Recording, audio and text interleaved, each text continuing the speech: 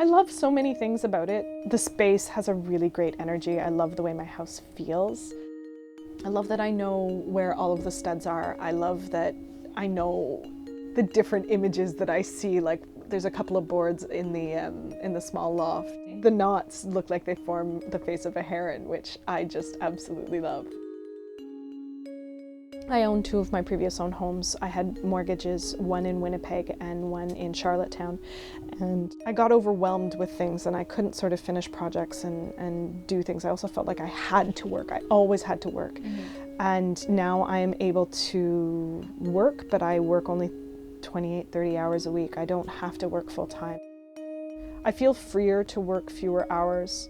Odd to say, tiny house has allowed me more space, it has allowed me more breath, it's allowed me a little more ease. Mm-hmm.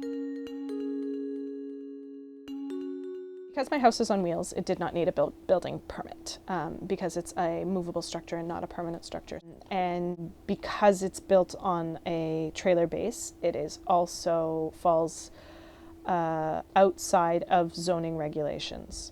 We really expected that there might be some blowback, not from the immediate neighbors. I'm fortunate enough in this location, the property I'm on, the owners of this house have been here for more than 40 years and have really good relationships with the neighbors and inside the community. Every weekend, for a year, that was my life, was building my house.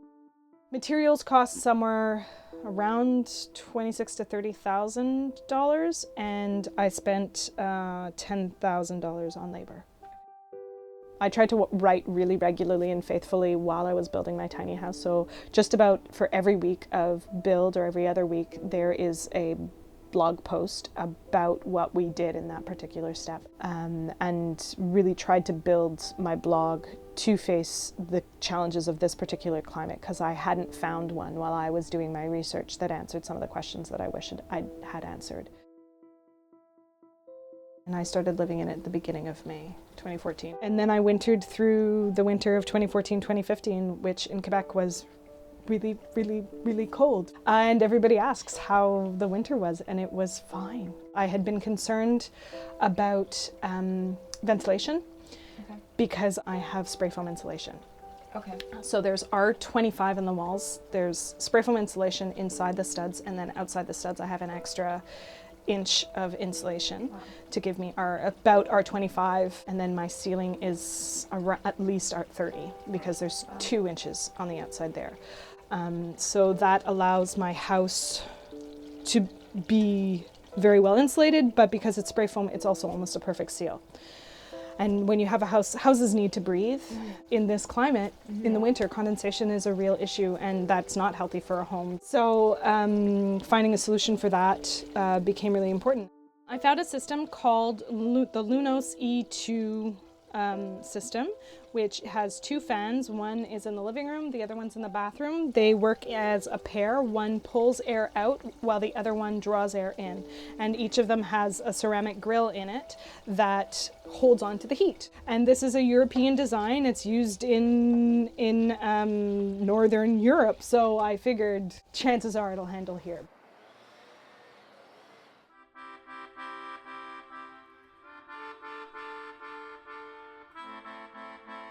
I keep my house warm using a couple of different ways. I have in-floor heating throughout my floor, and so those were electric mats, wired mats that were put in underneath the tile, and that system draws 10 amps out of my 50 amp panel.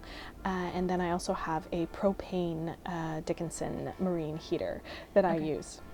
I get my power from the house of the property I am living on. I am connected with a 50 amp extension, very expensive extension cord.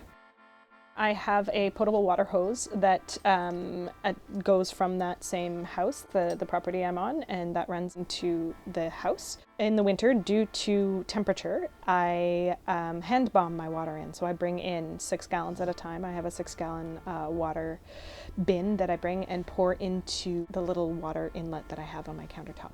My gray water is recycled through a bin, so the water flows directly out of my system, and I'm very careful about what I put into the water, and then it goes through a bin which has a layer of gravel, pea gravel, sand, charcoal and earth so that it gets filtered, so that before it goes back into the ground, most of what might be harmful has been removed.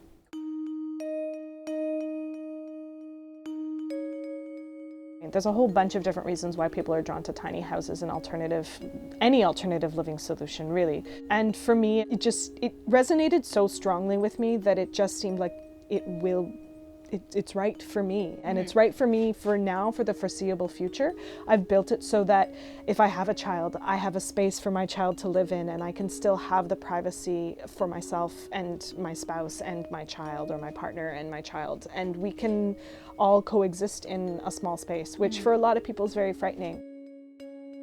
Having a smaller space is more sustainable in terms of, not only in terms of the energy it requires, or in terms of the cost of building it, but also for me in terms of cleaning it, in terms of furnishing it, or any of that. It just makes, for me, a lot more sense.